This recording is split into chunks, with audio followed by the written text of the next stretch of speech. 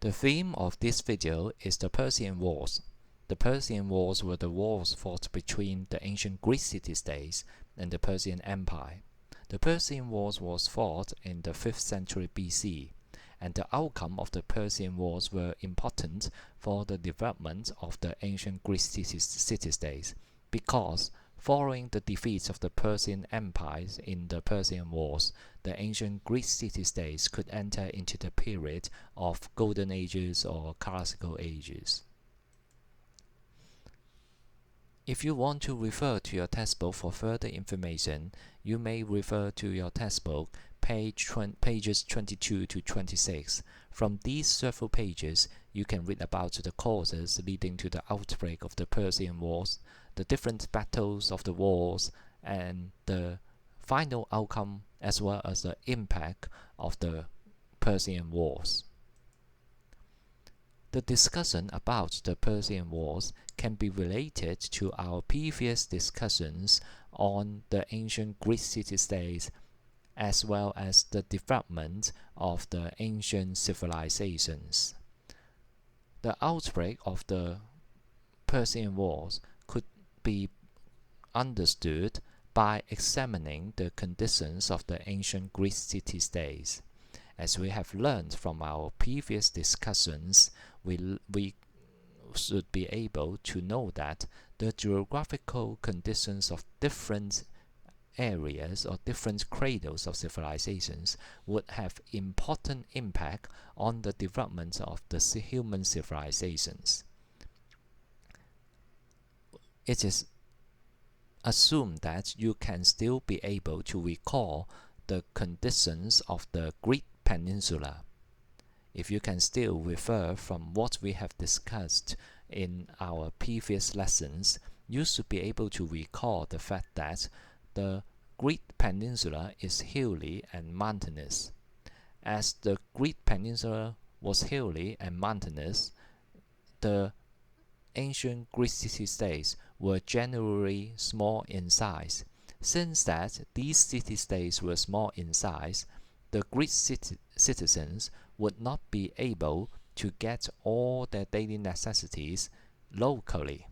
As they were not able to get all their daily necessities locally, it would then be very important for the ancient Greek city-states to develop overseas trade with other places, and at the same time, they may also want to set up overseas colonies. With the acquisition of overseas colonies, the population in the mother city-states can be settled in the colonies. Now, as a result, the ancient Greek city-states would then try to extend their influence by setting up colonies in the areas or in the places or regions that were close to the Greek mainland.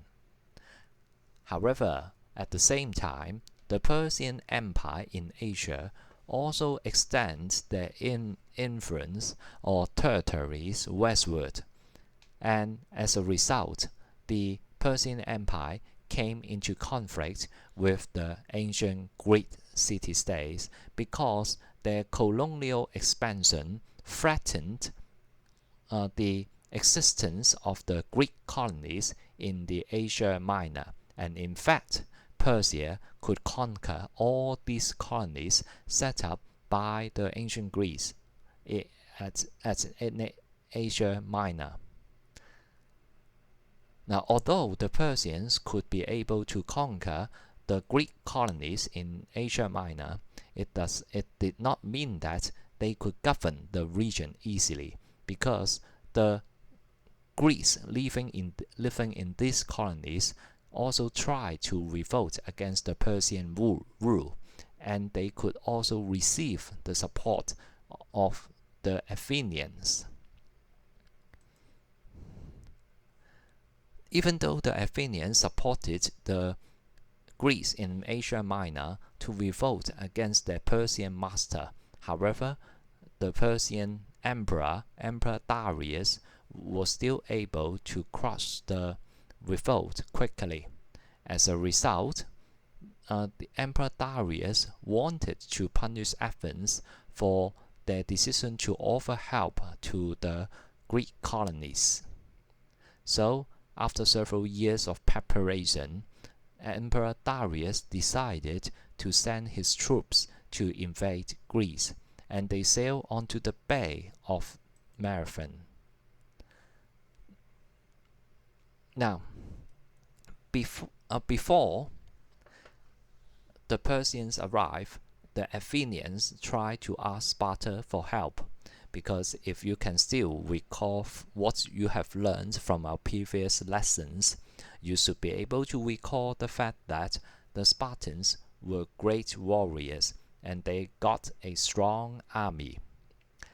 The Spartans replied to the Athenians that they would not be able to arrive at the battlefield for 9 days because they were having a religious festival, and it was not so suitable for them to go to the battlefield while they are celebrating a religious festival. So, because of the absence of the Spartans, other city-states also chose not to join the war. And as a result, the Athenians had to deal with the mighty Persian empires by themselves. Now, at a glance, the Persian forces was 5 times larger than the Athenian troops, provided that the figures that we can be able to identify are correct. It was said that the Persian king decided to lead an army of 100,000 men, while the Athenians could only raise 20,000 troops to fight against the invading Persians. Now, although it was believed that the Persian forces were several times bigger than the Athenian military force, however, it should be pointed out that the Persians did not devote all their soldiers in the Battle of Marathon, because, as you can see from this map, Marathon was close to Athens. Therefore, the Persian king decided that while some of their forces would be fighting at the Battle of Marathon to deal with the Athenians, some other soldiers could then stay away from this battle, and then they should set sail to Athens at the same time. Now, since that some Athenian forces were engaged in the battlefield of Marathon, therefore the defense in Athens might be weaker than expected, and so that might provide the Persians with a golden chance to attack Athens. But anyway, we can look at how the Persians fought against the Athenians in the Battle of Marathon. You can see from this map the formation of the two sides. The pink side would be the Persian forces, whereas the red rectangle represented the Athenian army. Now you can see that the pink rectangle representing the Persian force appear to be more even than the Athenians. You can be able to see that the center of the Athenian forces is thinner than their two sides. So, what did these formation mean, and why did the Athenians decided to put up such a formation? Now, the explanation is like this. As we have already learned from the previous video, the Persian force was much larger in size than the Athenian military or the Athenian army. Therefore, when they line up on the battlefield, they could be able to occupy a certain area like this. Now, the Athenian general believed that in order to avoid encirclement by the Persians, they should at least start off with a formation which is of the same width as the Persians. If they occupy this width of the battleground, the width of the Athenian formation should be the same as that of the Persian formation, so that they would not be encircled at once. At the same time, the Athenian generals decided to make a gamble. Firstly, they would weaken the center, which means that fewer soldiers would be assigned to the center, and then they would concentrate more men on the two flanks of their formation. The Athenian generals believed that even though the Persians were more numerous in size, they had more soldiers. However, their weapons and morale were no match for the Athenians.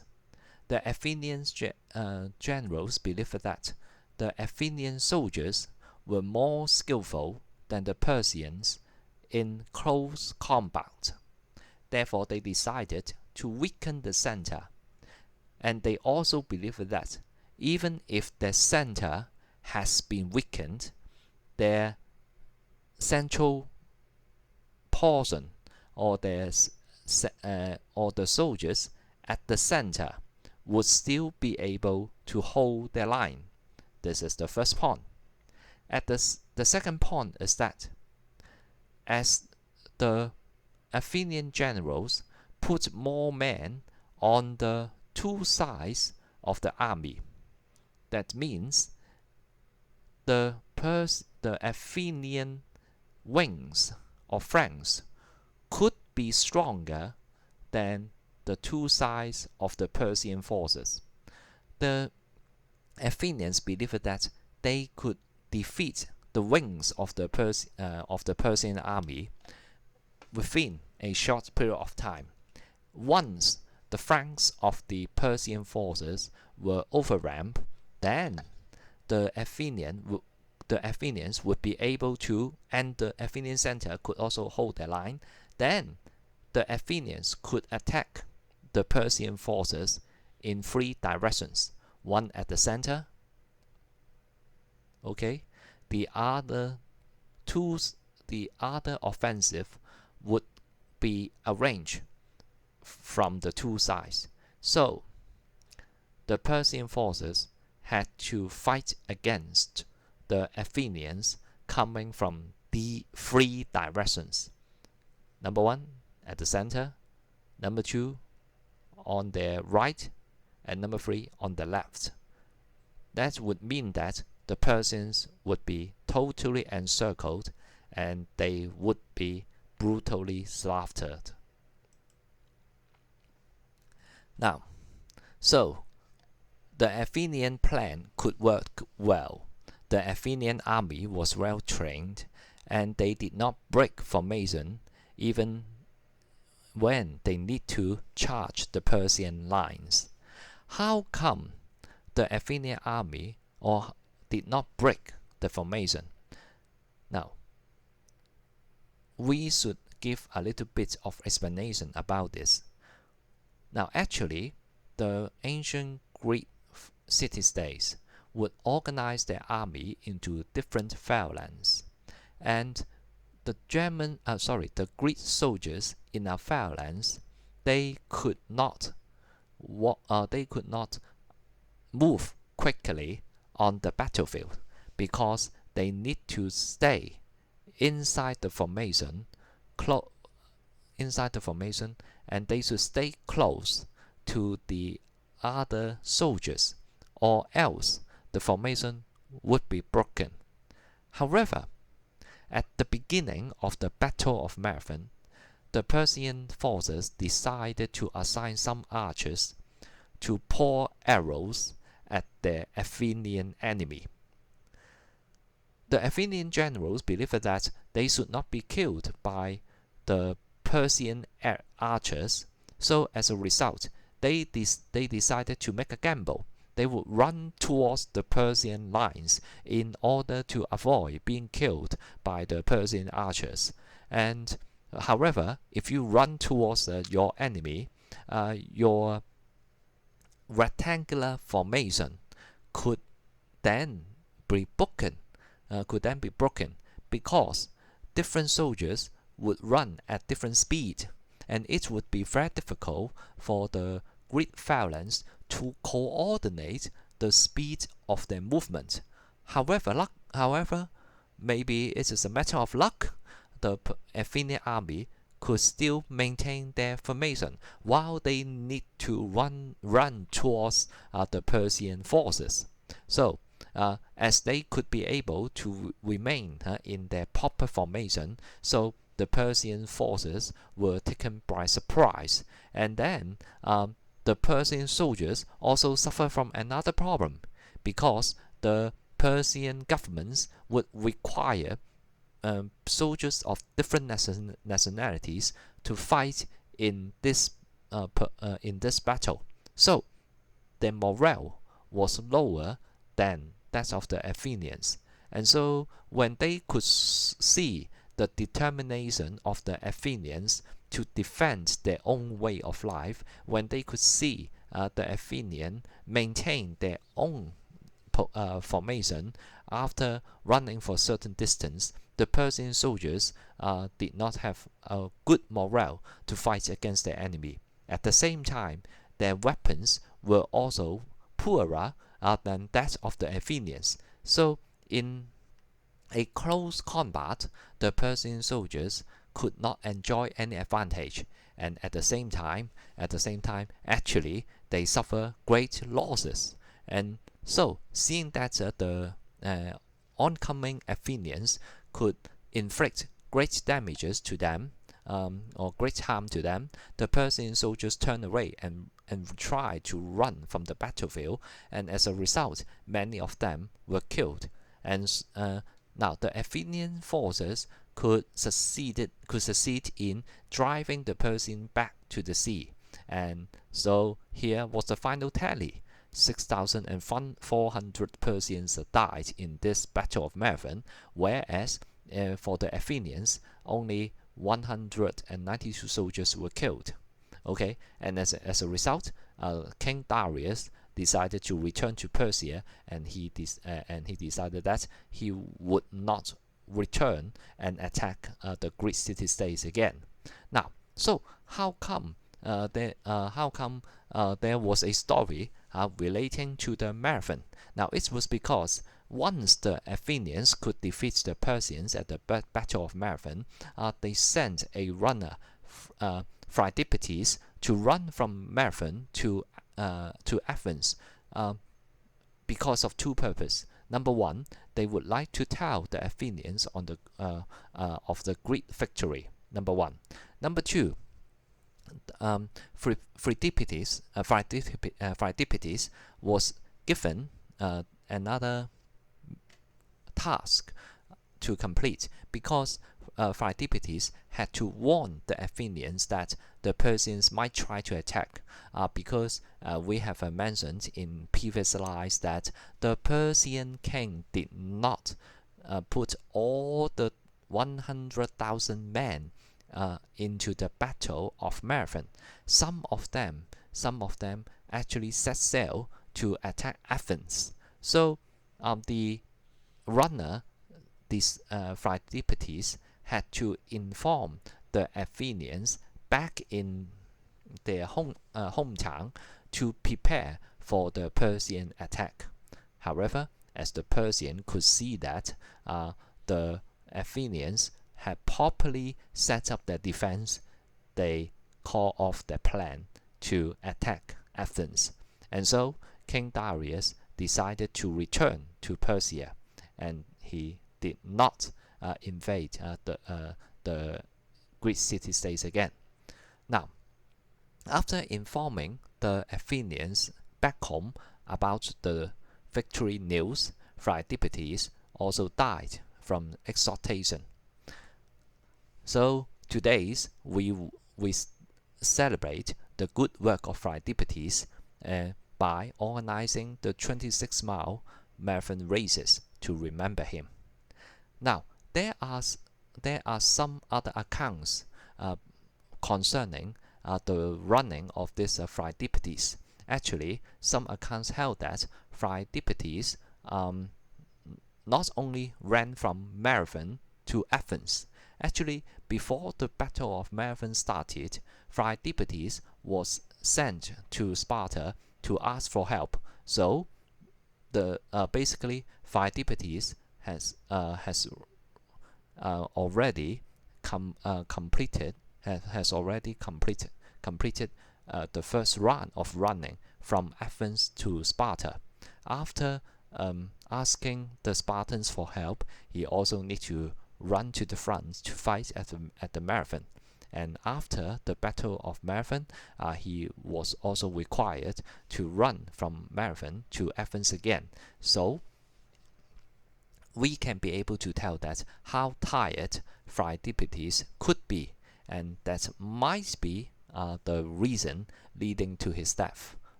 Okay, now so that is the story relating to the marathon. Now, although King Darius decided not to return to attack the Greek city-states again, however, his son Xerxes wanted to take revenge on the ancient Greece, and so in 480 BC, the Persians returned with a larger military force, and this time the Spartans also joined the battle, and they decided to meet the Persians at the narrow mountain pass of Thermopylae. Okay. Now, as I have said it just now, the Thermopylae was actually a narrow mountain pass, and so to guard this narrow mountain pass, the city-states could put together a military force of 7,000 men, and they stationed at this narrow mountain pass in order to stop the Persian advance. So this is the battle. This is where Thermopylae is located. Now, the army raised by different ancient Greek city-states could hold the Persian advance for quite some days. However, they were still finally defeated because a Greek traitor showed the Persians how to get to the rear of the Greek armies through a secret passageway, and so as a result, the Persians could be able to encircle the Greek troops. Seeing that there is no chance of winning the Battle of Thermopylae, so some of the Greek soldiers were sent away, and then 300 Spartans decided to stay behind. Actually, there were also soldiers from other cities, say for example Corinth. Some Spartans decided to stay behind to fight against the Persians. So these people who opt to stay behind could enable the citizens from the other city-states to escape from the capture of the Persians. The Spartans could fight fiercely, and so they also created some kind of trouble for the Persians before they were finally killed by the Persians. And then the Persians, after defeating the Spartans at the Battle of Thermopylae, they entered Athens and burned Athens to the ground. Certainly, the Persians could burn the city of Athens to the ground because the Athenians had already evacuated from the city, and they all of them and the Persian military forces prepared for the final showdown at the island of Salamis. Now the Persians were actually trapped by the Greek forces to enter into the Bay of Salamis. The Bay of Salamis was not good for the Persian ships, as the Persian ships were generally large in size. So before the battle started, the Greek military ships decided to sail from the shore to appear that they are trying to flee from the island, but they turn quickly around and started attacking the Persian ships.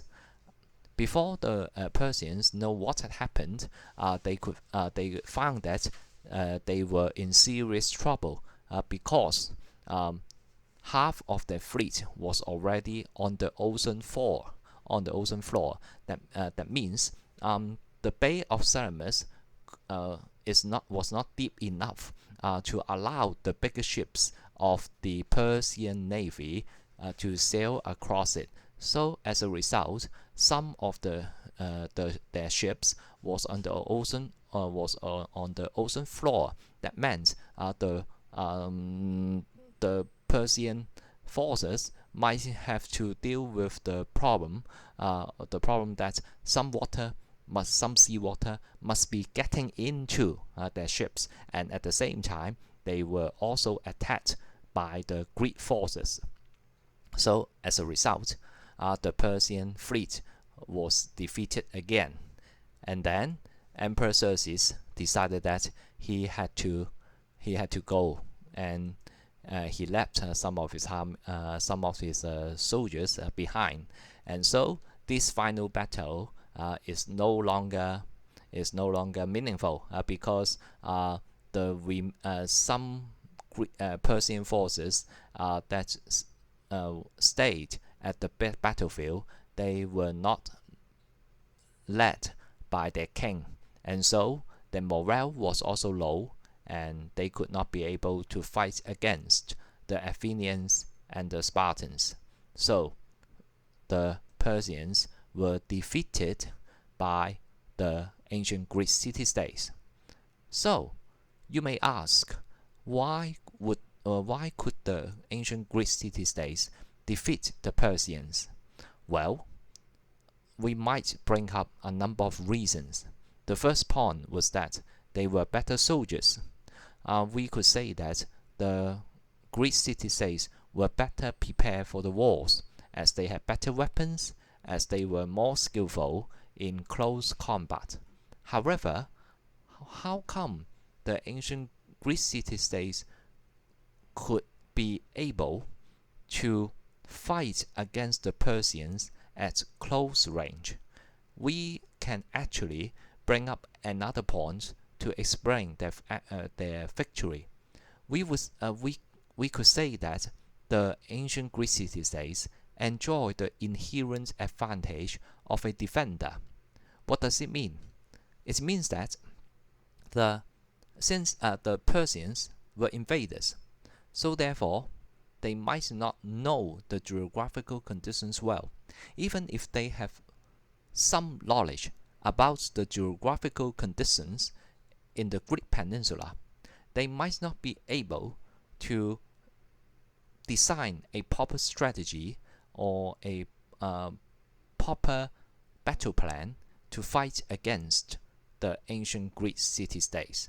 And actually, the ancient Greeks, the ancient Greek people, they knew their home better than the invading Persians. So as a result, they could choose the best battleground or the best battlefield to fight against the invading Persians, so that the numerical advantage of the Persians could not bring about any positive impact on the results of the battles. Finally, the ancient Greeks were able to apply some elements of surprise to defeat the Persians. Say, for example, we mentioned just now in the Battle of Marathon, the Athenian generals decide to order the soldiers to run towards the Persian lines, which the Persians had never imagined that this could happen, because the Greek phalanx was not famous for their mobility. However, the soldiers, the Athenian soldiers engaging in the Battle of Marathon, could still hold their formation even though they are asked to run for a certain distance. So this could totally surprise the Persian forces, and once they were sought by the Athenian soldiers, they were not able to fight against the Athenians effectively. So these could be some of the reasons which brought about the Greek victory and the Persian defeat. Okay, now so that's all for our discussion concerning the Persian Wars. In the next video, we will be talking about the Peloponnesian War, which was a war broken out between the Athens and Sparta some decades after the defeat of the Persians in the Persian War. So goodbye for now.